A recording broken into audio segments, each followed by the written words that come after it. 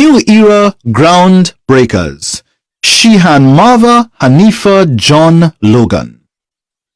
Shihan Marva Hanifah John Logan has over 3 decades of working in her community of Enterprise Shogunas as a social worker, mediator, youth advocate, community advocate, counselor, mentor, consultant, countering violence extremism's presenter, motivational speaker, martial arts practitioner, and a social change agent. Shihan Marva is a certified martial arts instructor.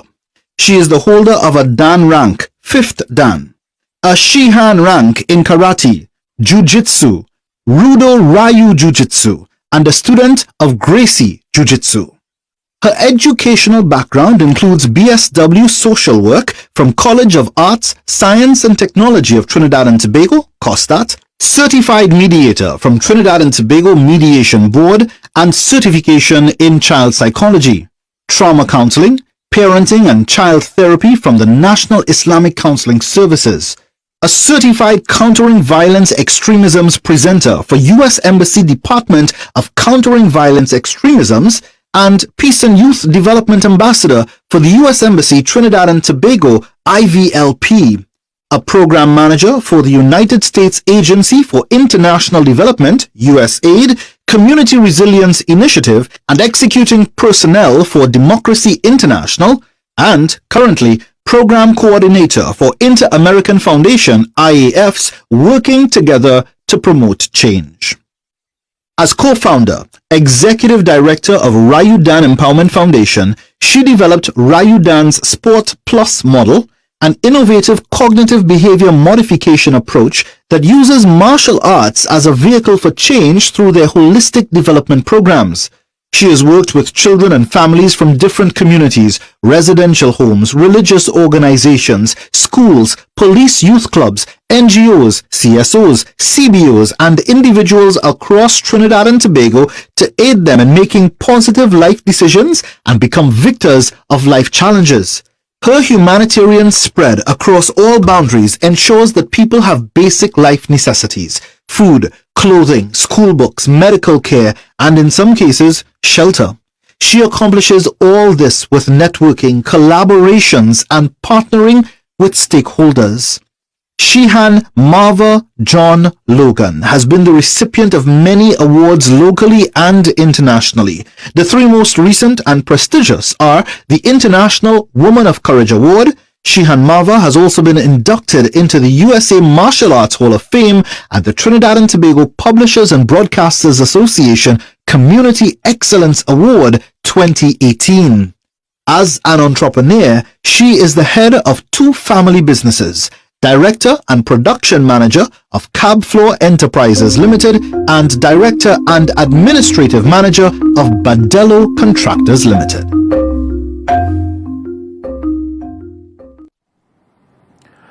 Assalamu alaikum wa rahmatullahi wa barakatuhu. Welcome to Islam Chose Me, right here on the Islamic Broadcast Network, Channel 8, IBN Channel 8.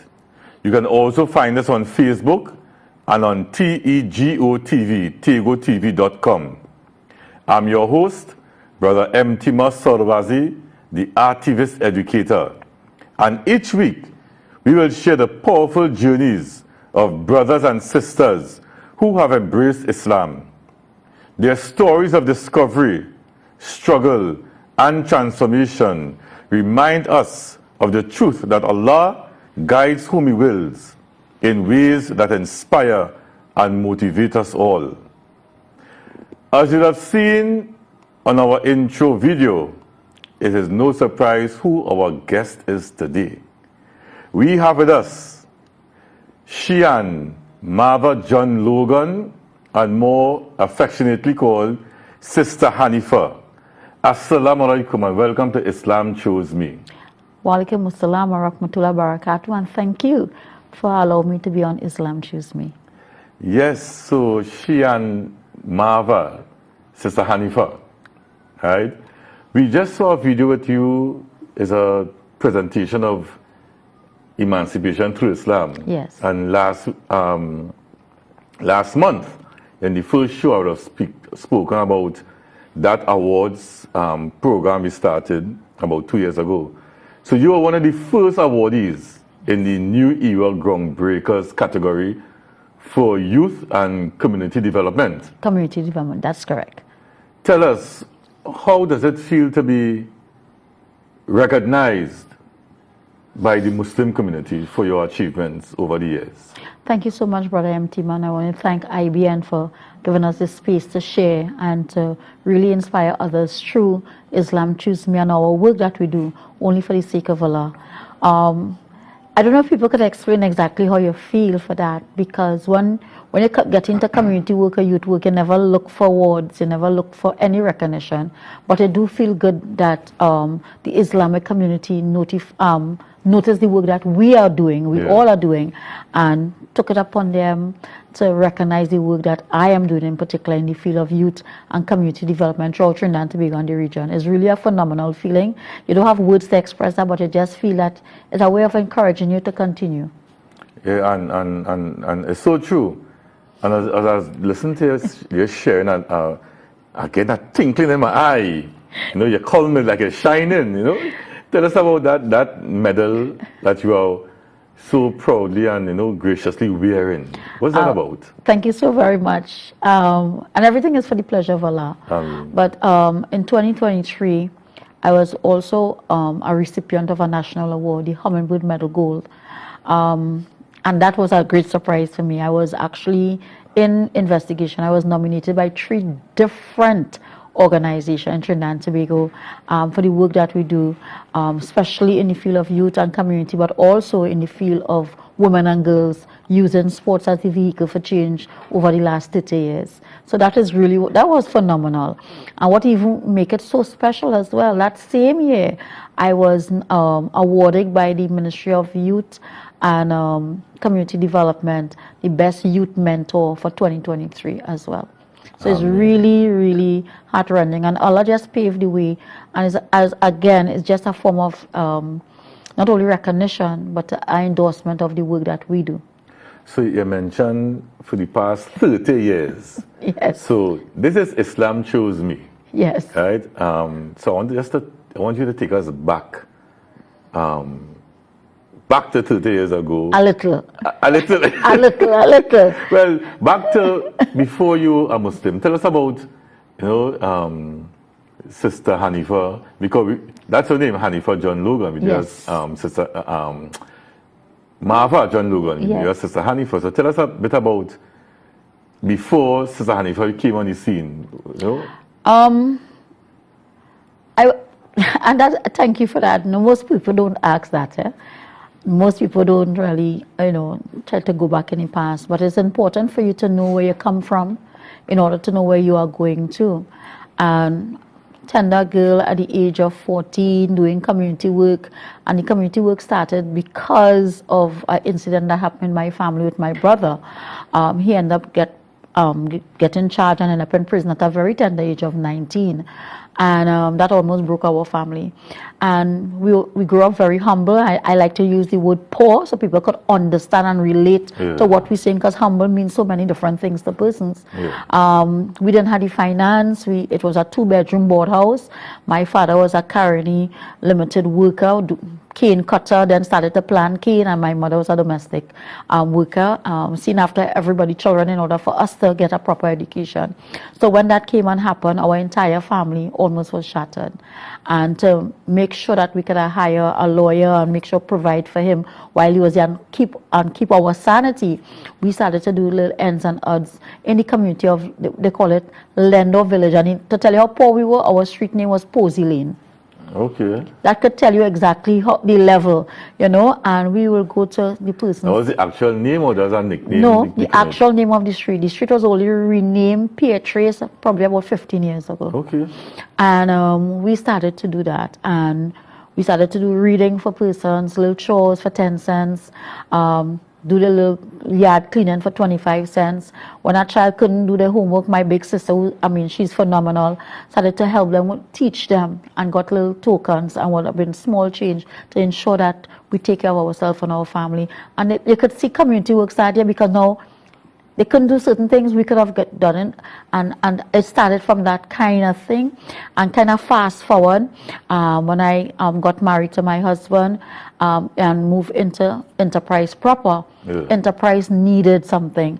And my mentor at the time was a pastor, Dr. Reverend Kalaiton, he now deceased. My son was into martial arts. I started martial arts through a pastor Ton, and he mentored us, and through of that, Islam found me through a martial arts, through doing community work, and it just continued there. Interesting. Yes. So this whole community spirit preceded you becoming Muslim. Yes. So I really guide you to that path using those challenges. Yes. So what were the biggest doubts or hesitations they had before embracing Islam, or were there any? Because you're talking about enterprise, right? Yes. What year that was? So, kind of zoning on your age. What year that was? I know, but, and that is fine.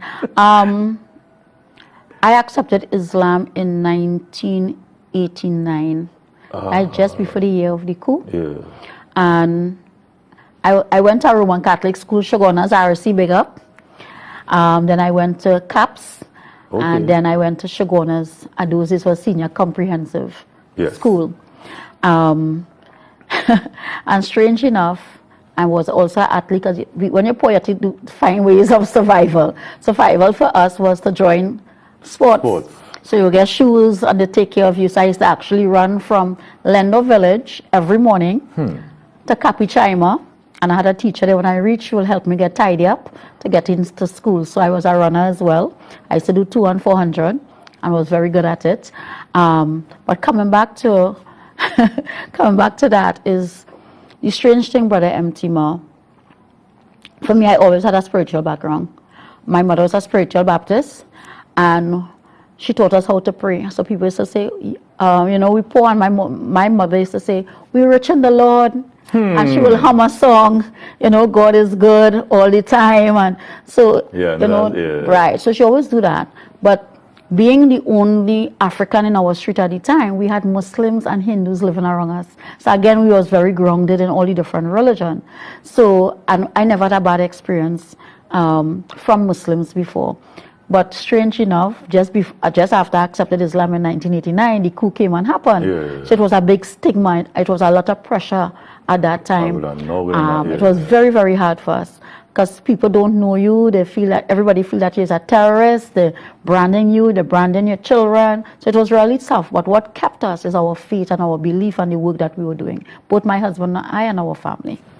Because when you would have embraced Islam, you wouldn't marry as it. No, I didn't. I wasn't. And I had to get your husband here because to hear his side of the story also in terms of what would have brought him to Islam. But in terms of the family, because you mentioned you're grounded in spirituality. Yes. Came from a Baptist background, right? Was it easy for your family to accept you? Right? Because you're talking about just before the coup, 89, then bam, 1990. Okay. And we know up to today, the stigma that still surrounds those events of 1990, yes. right? What were some of the challenges, or was it easy for your family to accept now Marva saying, hey, I'm not Marva again, I'm now Hanifah? Hanifah. It was not, thank you so much. And any transition doesn't be smooth. Yeah. Any transition have its ups and its downs. But what was phenomenal is that I was already grounded spiritually. I was never a party person, although I used to socialize a lot. I still socialize plenty. Yeah. But I talk about going pay parties and liming and bars. I never drink, I never smoked. I didn't have time for that. When you're poor, you don't have time for those things. You have to find ways for survival that is very positive. So we use our books and we use the tool that Allah give us to form positive things in our life. So yes, it was hard at first, especially after 1990. Or people, even my mom, now deceased, she'll say, just stay focused, remember who you are, remember no matter what religion, it's the same God that we serve. And I don't want to get emotional on camera, but that is what kept me, because our neighbors, the pressure actually come from my neighbors. Our neighbors was looking at us differently, because we are Muslim, and look, the coup just happened. you know. So, and they feel that every Muslim was part of the coup. Yeah. Whether we know it was happening or not, or whether you're part of it or not, every single Muslim in Trinidad and Tobago was blamed for the coup. Interesting. And it was very, very tough. So I want to go back to your martial, because now those who know you for martial arts. Martial arts, yes. Know you for sports. Sports. General sports and the whole. Know you for community work. Community work, yes. Right? But you said your sons got into martial arts before you. They got into, yes. So why did you choose a great... I really thought you went in there first and they followed you. No. So what made you just... I'm a parent, and I tell people, if you are a parent, you have to do parenting. You have to not look like a parent. You have to be a parent. So wherever my children were, you will find me. So when they wanted to join martial arts, I said, fine, no problem. But every evening when I drop them 4 o'clock, I used to stay in the dojo. Okay. And assist my mentor now, who is deceased, Reverend Ton, do paperwork, help other parents come, help them read. So almost like a little altar class was happening there. If they need anything, type up. We'll do it inside the dojo. We sit down and plan different things while my sons were training, until one day Pastor Ton said, you're here every day. Join, start to train. I had other women training there. But when I joined, I was the first Muslim in his dojo to start martial arts. And then it had others follow. And then we had a big catchment of females now coming in. But Pastor wasn't teaching martial arts to them, he was doing self-defense. So to help build them. And all that time, Enterprise was in a whole uproar, different things happening. Enterprise is known as a hotspot. But when you get people involved, are part of the solution, things change. And Pastor Ton was the driving force of some of the change that take place in Enterprise. And that is how I end up inside martial arts. Although I still passed my sons. Well, I know that. Shihan, yes. You know, Shihan Marva. That is interesting. So let's kind of come to know. So, all right, we have, Sister Hanifah, martial arts, sports. Tell us a bit about Rudan Dojo, because that's your... Yes. Because when I knew you was about... many moons ago. Yeah, a few... Could be about, 30 years ago too, eh? A little more than 30 years, actually. You were doing Cascadura. No, well... And then you was doing the magazines. Well, it was that, really, right. The Roots magazine. Roots magazine that you were working in YTC. 2005, working with YTC, and we were helping sponsor some of the meals on that for the children and stuff. I want to say this, as she's saying that, for the years I've known Shihan, her and her husband has been very, very supportive of the work we have been doing, right? And I could boast and say you're one of the first to believe in what we were doing and give us that support, as she mentioned. We do work at with no YTRC. Yes, and they would sponsor the food for the boys and stuff like that. Yeah, so, and it's very interesting, and it's good to find out that this altruistic way came from family. Family, yes. Right?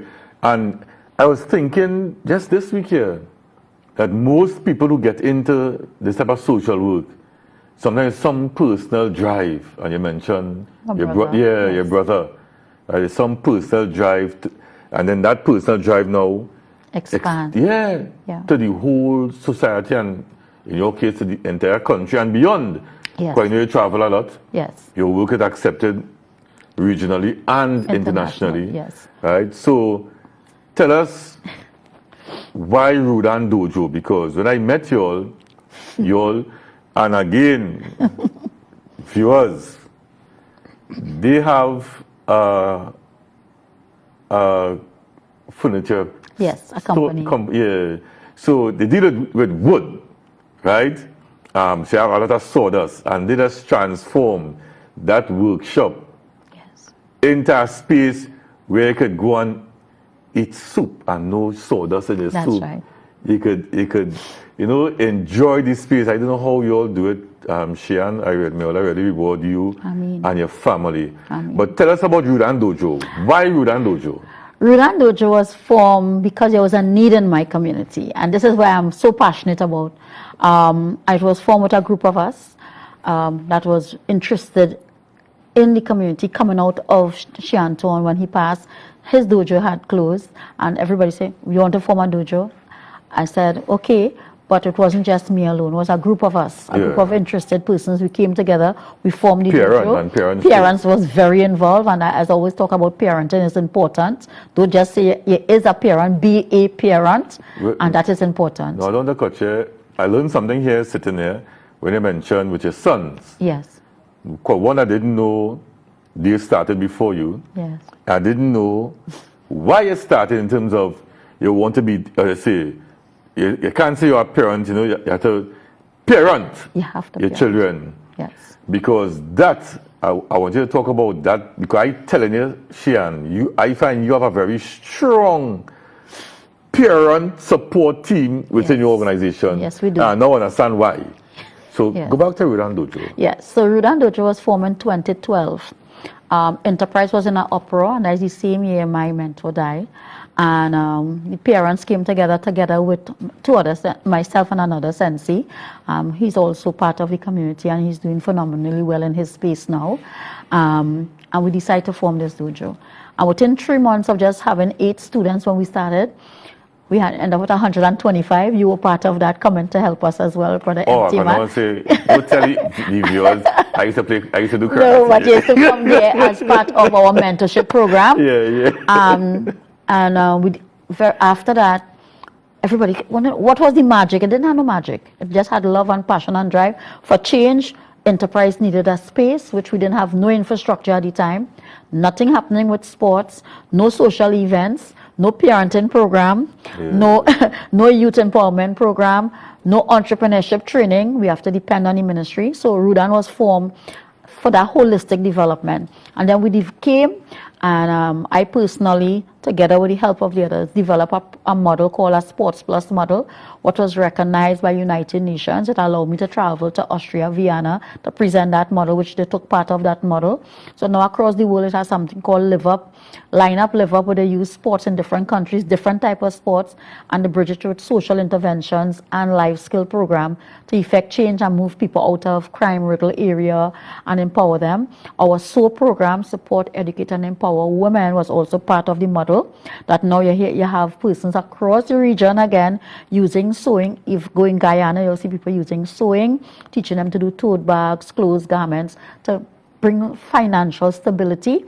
And so Rudan was formed for that purpose. But now Rudan itself is it's a brand across the world, that when you hear Rudan, you know it's something that has changed lives. And we had just over 15,000 to date families pass through the organization. And I really want to big up the young men of Trinidad and Tobago who had passed in through, end up in the Milat and the MyPad. Some of your boys, CCC, and now they are in the Army, Air Guard, Coast Guard, Police Service. And I'm not talking a little bit, you will know we're talking about a great number of young men who continue to make the pathway. But not only them, we have academias who are out in the States, who are in John Hopkins, Harvard University, who are working, who are now professors. We have nurses, we have the licorice sisters. One is a pre-med, one is a nurse. Then we have another doctor. One is a sensei. One is a sensei as well. We have those who are in entrepreneurship, like Miss Selena Guevara. She have her own studios doing lashes. Selena, and traveling across the Caribbean. We have other women that come on board, like Pinky Color Blocking Queen. She's one of our facilitators. So we have done the work, and the impact is phenomenal. But there's also follow-up, Tima, you know that, right? And Rudan Rudan itself is ongoing. That R stands for what? Reuniting, rejuvenating, reliving. That Y is the yearning that we want to instill in the hearts of mankind. You yearn to do what is right all the time. And that U is to unite the country and the community and families. And that is why we chose the name Ru. In Japanese, it means the way of doing things. And in Islam is the way of life. Right?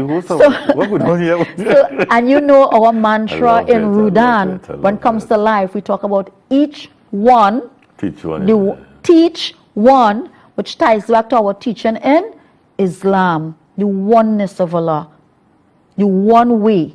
And we cannot say that we are doing things to change lives without connecting it, making the dots. This is not about saving Muslims. This is about providing for mankind. And Rudan Empowerment Foundation was formed for that. So I want to say to all directors, the ones who are there, the ones that are leave, the ones that are coming, I want to say thank you. Yeah. Thank you for your service, because everybody put a little bit of drop in the bucket that makes it worthwhile. And I have reached to the point I tell people every day is a growing for me. I learn and I grow. And you have to know how to say thank you and be grateful, because you want that to return to not only to you, but to those that you work with. And we provide for that. And, we're big on we're very big on charity, we're big on giving and not teaching people how to give, because we're lacking that in the society. And that is where my passion is in Rudan Empowerment Foundation. It's like it was designed for this thing, you. I believe so now. And that is why I tell people, Islam chose me. Yes, I didn't choose Islam. But my husband was Muslim before me. Yeah, oh yeah. Right? Islam chose me through the work that I am doing. Yeah, but Islam opened the door. Your mentor was a pastor? And my mentor was a pastor. So you could have, well, it's not really about you, it's about that's where right. Allah guides us. Yes. And people have to understand that too. It's Allah guides hearts. Yeah, right? I mean, yes. And that's why we say in Islam Chose Me, every path to Islam is a story worth telling. Every single part. Yeah, and I want to endorse that. I want to endorse that, because a lot of time people are ashamed of the journey. Yeah. They're ashamed of the ups, they're ashamed of the downs. You don't have to be ashamed. And you don't have to hate those who hate you. Yeah. As a matter of fact, you have to pray for them. Yeah. Pray for them. Because everybody can't like you, Mtima. Everybody will not agree with the work that Rudan doing, phenomenal or not. People will not agree. And that is okay. Because I'll tell you, and I know you commented that, I'll tell you, we as women have to hold ourselves accountable before we hold anybody else accountable. And I tell people, I don't believe in equality, I believe in equity. Because if I have one leg and you have your both legs, you can't give us the same thing and say you're giving us equal amount of money to survive. It will not be equitable. What I need is more than what you need. So it's supposed to be equitably distributed. And Islam talks about that. Yeah, very good. And, we could go on and on, but we have to pay some bills, Shihan. And when we come back, viewers, stay tuned. Don't go nowhere. Right? And remember, if you want to be a part of these programming, contact IBN to get your ads on this program. We'll take a break and come back to Islam Chose Me with our guest, Shihan Marva John Logan, Sister Hanifah.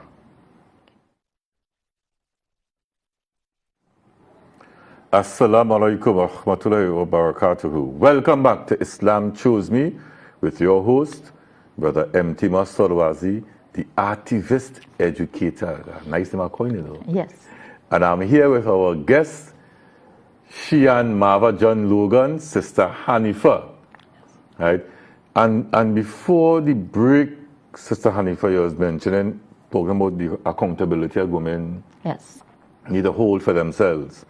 And in the month of November, we are about 2 days away from the start of the 16 days of activism against violence against women. Yes. Right?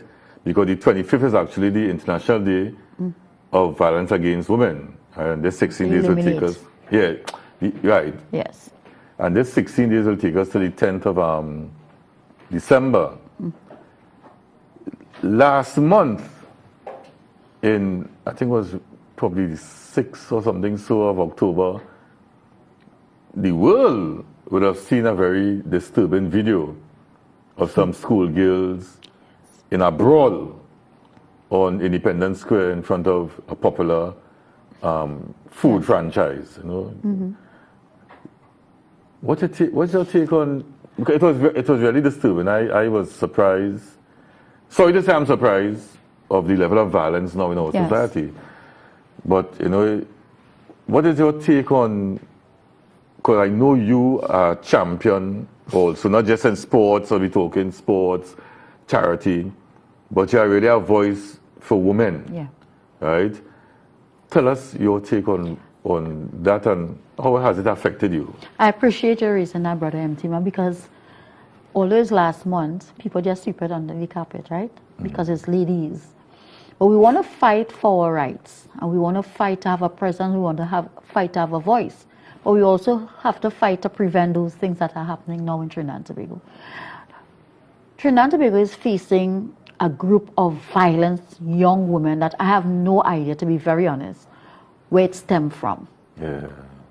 Actually, in some schools, the girls are more aggressive than the boys. Yeah, I've encountered that. In some schools, the girls are running gangs in Trinidad and Tobago. Yeah, they're in charge of the gangs. The boys execute, the young men execute what they say. Yeah. And just what we're seeing in schools is happening in communities throughout Trinidad and Tobago. Yeah. And that is why I always said, we women have to hold out. Don't look for anybody else.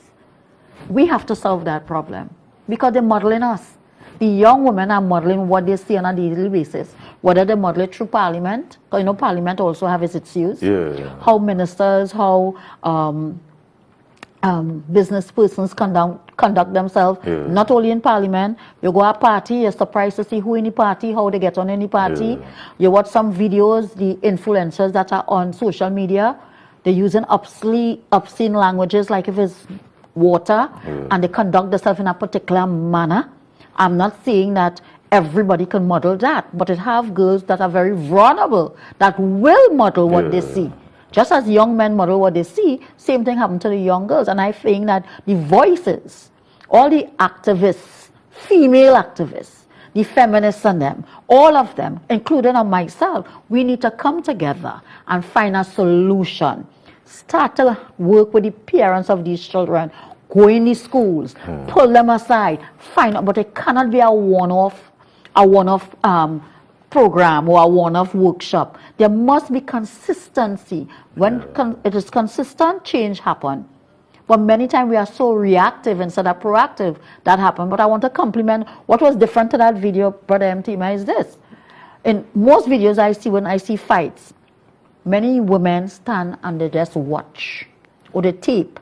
In this one, or some of them jump in. Or some of them jump in. Parents jumping in fights. I might get a little licks for this one, but that's okay because I'm real. This is real life that we see in daily basis. Some parents cannot cope with the little children, or they cannot cope with children totally. And there's no shame asking for help, Trinidad and Tobago. If you're a parent and you're unable, ask for help. In this particular one, Brother Mtima, I want to compliment the men. All the men who try to prevent all that fighting, pulling them aside and all that. We're looking at how the girls then behave, but look at the men in that. Yeah, they try very hard. They really try well. And the girls and them insist, regardless, and they know people were taping them, they didn't care less. My thing is this, you're under 18, hold parent and child accountable. Like me. That's my take, because that is what we do in our organization. That was our parents are so heavily involved in Rudan, because we make parents part of the organization, daily management. Our volunteerism is parents. We go out in the community and get parents on board. We don't do everything perfect, but the point is we have a space, an open door policy where parents could come. And once every month we have a parenting program. And the parenting program has nothing to do with pen and paper. Parents come and we rap and we exchange ideas, talk about things that happen with our children, how to cope with this, how to network. We work with the community police, or we call whoever we know, we call the gender-based affair, and we work. Student support services from the Ministry of Education work heavily with Rudan. The Ministry of National Security, as you know, work with our team. So, but if there is no communication, no collaboration, that will continue. That's going to continue. And the other thing I observed in that was not one school. Several schools from the Port of Spain area. About 4 or 5 schools. The girls was involved. I saw it. Different uniforms. I saw them. And I'm just so happy that it didn't turn out that anybody was seriously ill to be hospitalized or end up in death, like what we saw in Cuba some time ago. So we have to be held responsible. Nobody else except all the females throughout Trinidad and Tobago. And don't say it's not your child, because that young lady there one day might reach back our door, or she could connect with somebody that we know. We don't know. But every female in Trinidad and Tobago is responsible for every other female action in Trinidad and Tobago. You know, when I saw the video, I saw it. So, well, it would have come to your phone. Somebody sent it to my phone. And I showed my wife it the following day. And I was telling her that when I was a teenager, between Queen Street and Independence Square on Frederick Street, all the schools that gathered there. I talking about like mid-80s to probably early 90s, right? Yes. Every Friday to fight. So you will see all the different schools in Port of Spain, almost all, I'm telling you. I used to be there as a teenager, right? The two malls still there, but I think that the names changed now. But in front of those two malls, we'd have fights almost every Friday. And in May, and how I remember was in May this year, I was in New Orleans, and we were talking about the violence among Trinidadians, we were about a group of us. And a sister, I think she probably more elder than me, and she was saying female police officers is who stopped that line. Quite never really knew how it stopped. When I left school in 88, there's no need for me to go on Frederick Street again to fight because I'm not in school again, right? So I never knew when it stopped, how it stopped. And she said, these women police officers, she called some names, but I couldn't remember the name she called. They would, every Friday, go on Frederick Street and make sure everybody go home. And that is right? important. And she mentioned that she emphasized the role of mothers. Women as the whole. Yeah, we're not downplaying the role of fathers or the role of men. But the mothers, right, came out and say, go home, go and send everybody home. And that line mashed up because when I saw that fight last month on the social media, that ran to my mind. When I saw the different uniforms, I said, boy, that's how it was in the 80s, mid-80s. Every school fighting, you know. You would go to Frederick Street to fight on a Friday. And anybody around my age who went to school between 86 and let's probably say 90, that period would, or even before, would know on a Friday, Frederick Street was a place to fight. Yeah. You know, and that is why it kind of affected me when I saw the video last month because it took me back to that era and I said, wow, boy. But when we were fighting back then, it would have been boys, mostly boys fighting on the streets. So I was really kind of taken aback to see these young girls. No, I don't want you to be shocked by It's real sad, boy. Because whatever we see in society, it stems from somewhere. And I keep on telling people, and they just don't be in the trenches. And you know, we work in the trenches, right? When you want a solution, you cannot sit down in your ivory tower and feel you could write a pen and paper and fix something. Putting police in school might be sung all well and good, but I'll tell you, it have fallouts for that. Yeah. We know it have fallouts for that. Those social workers know it have fallouts for that. Because one of those things, you'll end up with a lot of teenage pregnancy. This is real talk. I'm an activist. I'm a social worker by profession. I'm a psychologist, qualified psychologist, apart from doing sports and all that. And that is why I'm so passionate, because we make decisions very reactive instead of make decision being very proactive. We must do your research. And when you put research and put pen and paper and you come with a solution, you must have consultation. Don't do a quick fix. This is not coffee. This is people's life we're dealing with. Right? And we saw it in some of the hotspot communities where they pulled police posts, violence didn't stop. Yeah. The violence had motherfucking increase. In some cases. In some cases. Not all, but in some cases it did increase. And then in some cases, it had a lot of single mothers showing up. But this is a problem that we face. You raised something there, Shihan, and coming back to your work in terms of your youth and community development. Where we find most, and I'm sorry to shift because the focus has to be on you, but that's okay. Where we found this is my work. Yeah, where we found most of the positives in terms of police engagement in communities is where they have the police youth clubs, you know. Right. Because there's structure. Yeah, and then it's about community development. It's not about the hard approach. right? Right. And coming back to your organization and the work that you do, something we didn't mention, you could speak a bit about it, is that we also know that you work with the migrant community, Yes.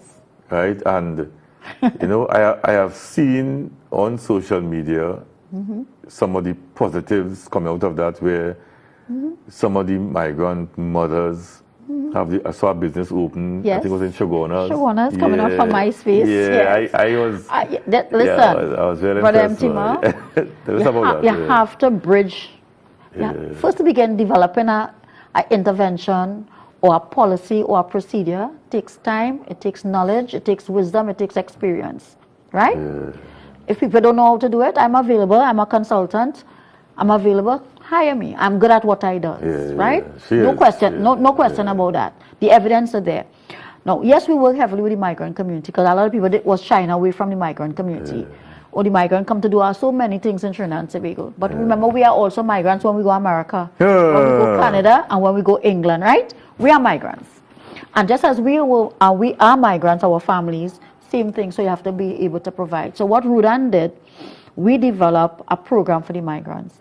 We have an informal school that will be every Monday to Tuesday. I know that, yeah. From 9 to 3, we use the Trinidad and Tobago school curriculum guided by UNICEF. We are under UNICEF as a child-friendly space. So I want to big up UNICEF for helping us with the logistics and stuff like that.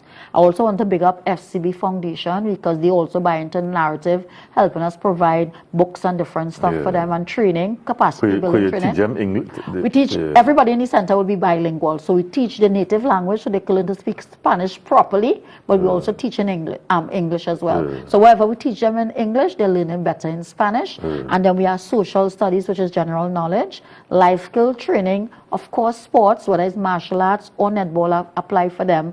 But then we bring in counselors in this space. And then your SOAP program. And then our SOAP program is big. Tell them what the SOAP. So the SOAP program is support, educate, and empower women. And we do two things. We do nails, nail technicians. Right. Miss Sherry, big up. We do cosmetology, makeup. Sherry?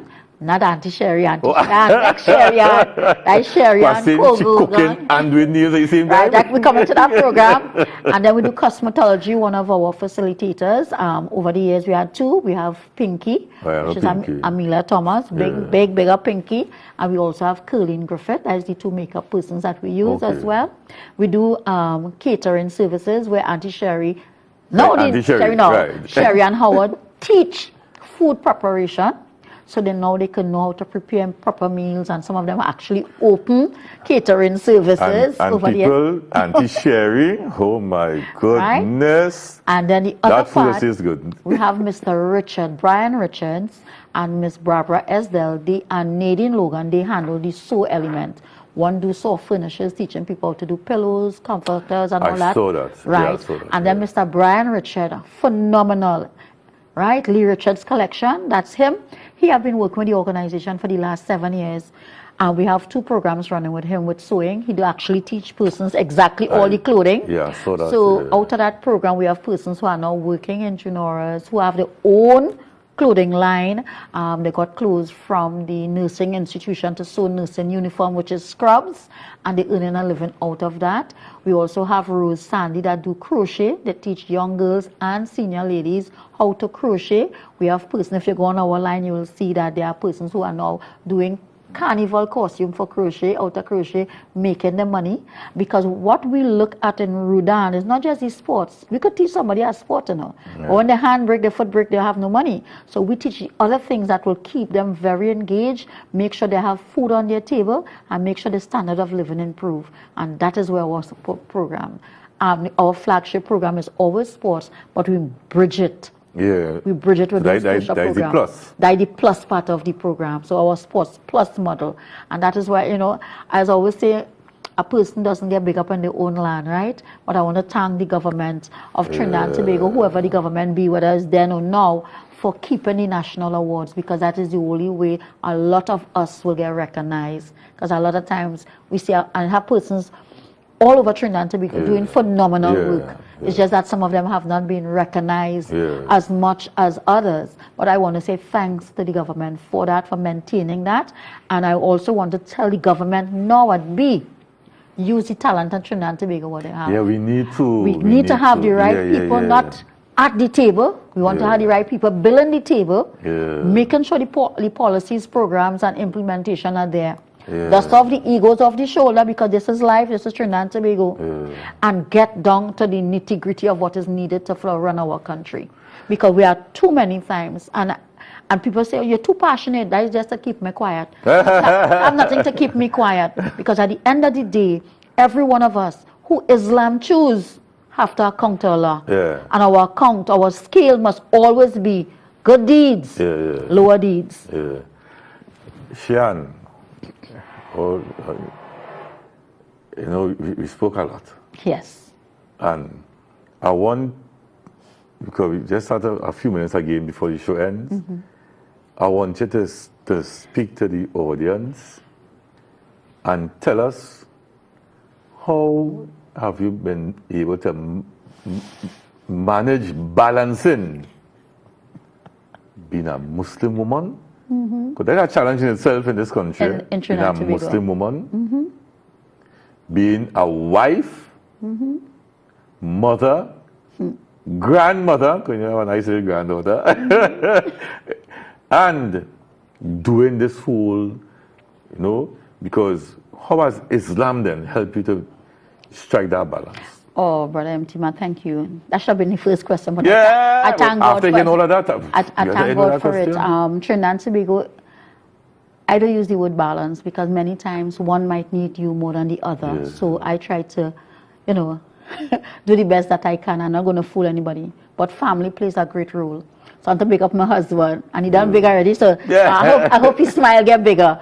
No, you have to have a good family and a good network around you. And my network is excellent. That is one. Second, Islam of itself allowed me, National Muslim Woman, I'm beginning up to,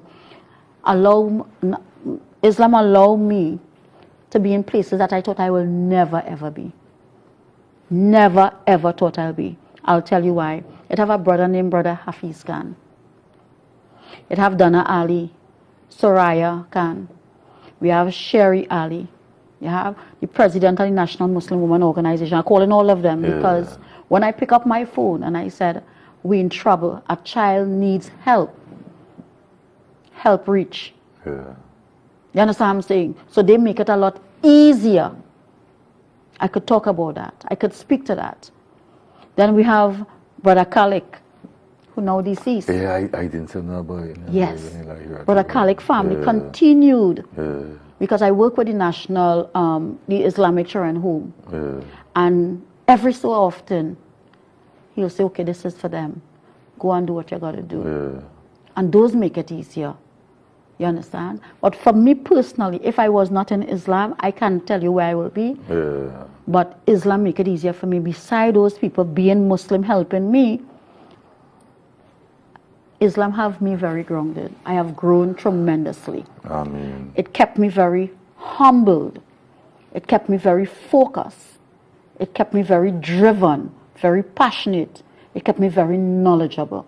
Those who know that I'm still studying my deen. And I will never stop. Right? I'm not perfect. But I try my utmost best every single day to do something that I know God will be pleased with me, my family, and my institution. And that alone, Brother Mtima, is what does inspire me. That alone.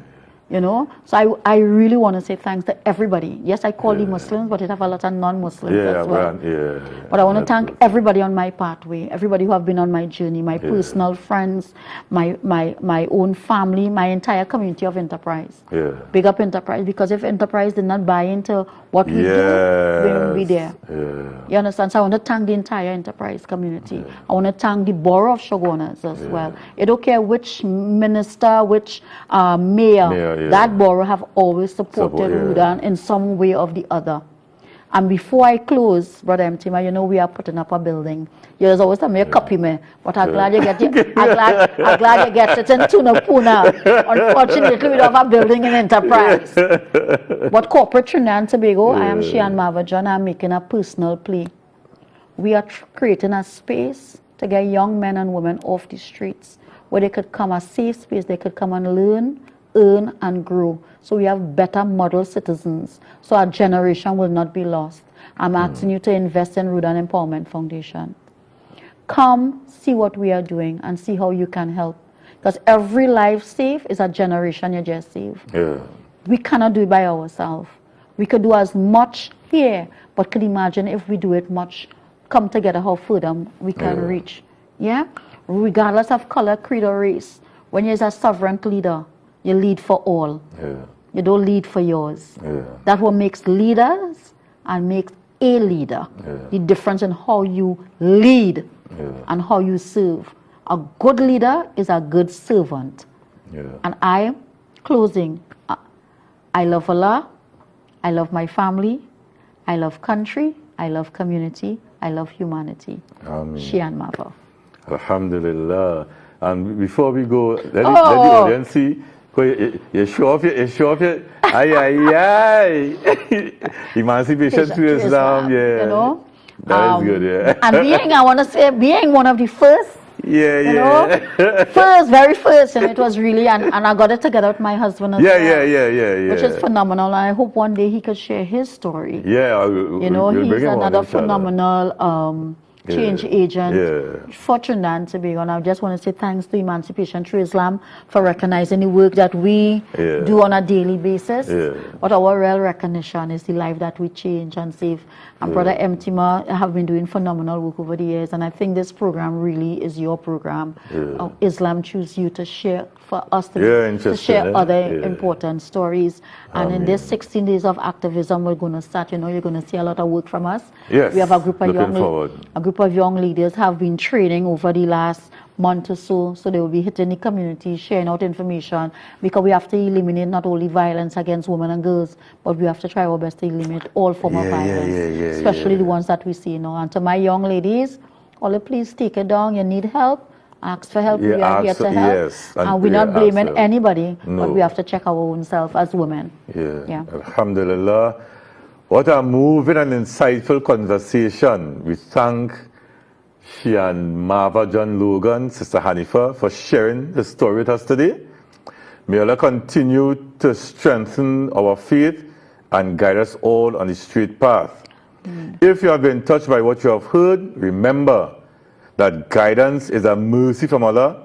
Seek knowledge, ask questions, and reflect on the beauty of Islam. And if you want to share your story, contact me at 479-4510. But more importantly, if you want to sponsor any program on IBN, starting with Islam Choose Me, you need to call Brother Hasib at 795-5900. I repeated this number because I needed to call Brother Hasib. 795-5900, like a dyslexic, 795-5900. Join us again next Sunday, inshallah, at 9 a.m. for another episode of Islam Chose Me, because every path to Islam is a story worth telling. Until then, I'm your host, Brother Ep8 Solwazi, the activist educator. Wa alaikum assalam wa rahmatullahi wa barakatuhu.